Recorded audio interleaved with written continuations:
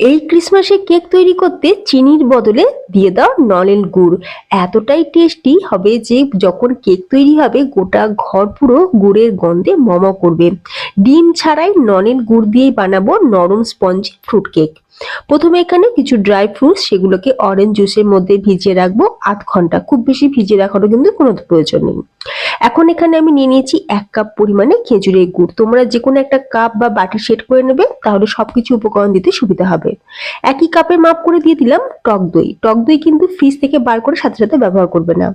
টক দই আর গুড় ভালো করে ফেটিয়ে নিয়ে দিয়ে দেবো এখানে 1/4 কাপ সাদা তেল আর 1/4 কাপ পরিমাণে বাটার। সাদা তেল আর বাটার খুব ভালোভাবে গুড়ের সাথে মিক্স করে নেব। তারপর একটা চালনি বসিয়ে দিয়ে দেবো 2 কাপ পরিমাণে ময়দা। এখন ময়দাটাকে ভালো করে চেলে নিতে হবে। এর সাথেই আমরা দিয়ে দেবো 1/2 কাপ পরিমাণে গুঁড়ো দুধ।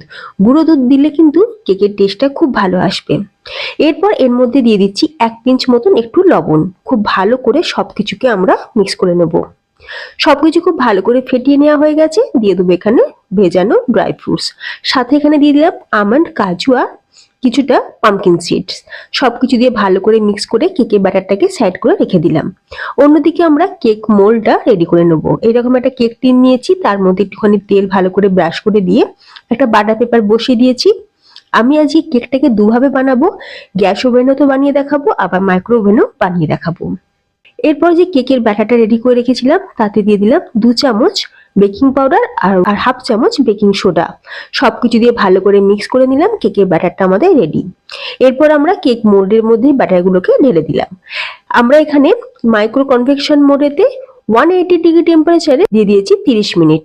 অন্যদিকে কড়াইতে কিছুটা লবণ দিয়ে একটা স্ট্যান্ড বসিয়ে ওপর থেকে আমরা এই কেকের টিনটা বসিয়ে দিলাম। আর একটু কেকে ব্যাটার বেশি ছিল বলে একটা স্টিলের বাটিতেও দিয়ে দিয়েছি। আর এদিকে কড়াইতে লবণ দিয়ে আমি কড়াইটাকে 10 মিনিটের জন্য প্রিহিট করে নিয়েছিলাম হাই ফ্লেমে। তারপরে কড়াইয়ের ঢাকনাটা খুলে একটা প্লেট রেখে তার উপরে কেক টিনটা বসিয়ে দিলাম। অল্প একটুখানি ব্যাটার এক্সট্রা হয়েছিল, সেটাকেও একটা স্টিলের বাটিতে নিয়ে আমি এই কড়াইয়ের মধ্যে দিয়ে দিলাম।